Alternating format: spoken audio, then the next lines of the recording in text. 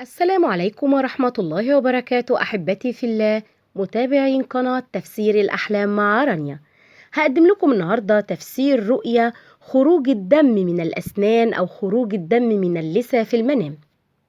إذا شاهدت في منامك تساقط الأسنان وهي تنزف، فهذه الرؤية خير، حيث أنه ستنتهي مشكلاتك في أقرب وقت، حيث أن أصحاب هذه الرؤية سيتفادون مشكلة كانت على وشك الوقوع بها. أما رؤية تكسير الأسنان ونزفها في المنام تشير إلى بعض المفاجآت التي تواجه صاحب الرؤية، ربما مشكلات يصعب عليه حلها وسيتعرض لبعض الضغط النفسي. أما رؤية نزيف الأسنان فقط دون تكسيرها يشير أن كل شيء سوف يسير على ما يرام في المستقبل القريب، ويمكنك اغتنام هذه الفرصة لفعل ما تريد القيام به.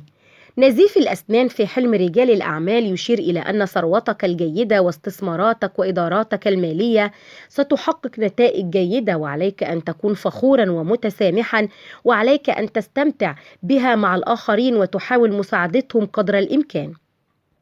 خروج الدم من الأسنان في منام العاملين أو العامل، هذا يشير إلى أن حالة عملك سترتفع في المستقبل القريب، وستتاح لك الفرصة لتولي منصب مهم، وستزداد فرصك في الترقية وزيادة الراتب بشكل كبير. أما رؤية نزيف الأسنان أو خروج دم من الأسنان في حلم الباحثون عن عمل يشير إلى أن التدهور الأخير في الوضع المالي سوف ينتهي بعد أن تتمكن من إيجاد وظيفة مناسبة سوف يدعك بها بعض الأشخاص الصالحين، وسوف تواجه صعوبة في إيجاد وسيلة لتقديرهم ورد الجميل لهم بالشكل الصحيح. وفي حالة رؤية نزول الدم من الأسنان في حلم الطلاب، فهذا يشير إلى أن الامتحان الذي أجريته في الفترة الأخيرة كان جيدا، وسوف تكون النتائج جيدة، لكن ليست بالمستوى الكافي الذي يمكنك من أن تكون فخورا بها. وتدل تلك الرؤية على أن عليك أن تتعلم كيف تكون حريص على مستقبلك. وإذا كنت عزباء وشاهدت أن بعض الدماء تخرج من اللثة الخاصة بالأسنان، فهذا يدل على تحقيق أمانيك وحصولك على ما تريدين. فإن كنت تريدي زواج، رزقك الله تعالى بالزوج الصالح، وإذا كنت تريدي نجاح وتفوق، رزقك الله تعالى بالفلاح، وإن كنت تريدي وظيفة أعطاها الله عز وجل ما تريدي.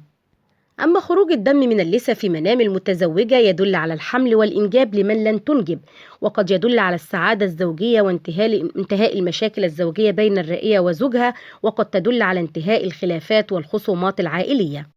خروج الدم من اللثة في منام المرأة الحامل وكانت في شهورها الأخيرة دلت الرؤية على اقتراب ولادتها والمخاض، وربما دلت على سلامتها هي ومولودها، وربما دلت على ولادتها ولادة طبيعية، والدماء في منام الحامل فالخير على الولادة.